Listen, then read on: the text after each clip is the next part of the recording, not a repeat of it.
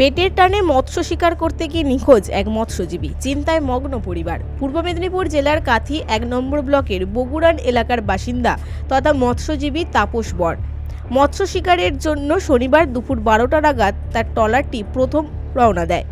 অনুমান মৎস্য শিকার করতে যাওয়া ওই ট্রলারটিতে নিচে কোনো রকমভাবে মাছ ধরার জাল আটকে যায়, তা থেকেই এমন বিপত্তি। সেই জাল সরাতে গিয়ে সমুদ্রে নামেন ৩ জন। জাল সরানোর কাজ শেষ হতেই উঠে আসে ২ জন, কিন্তু তাপস বরকে আর খুঁজে পাওয়া যায় না।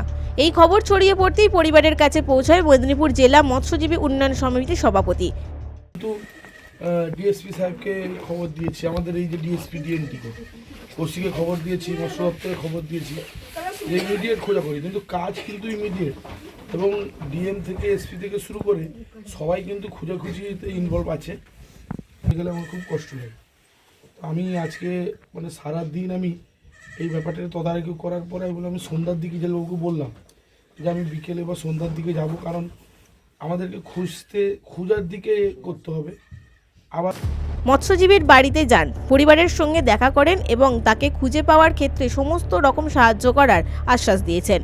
Bureau report, big news Bangla.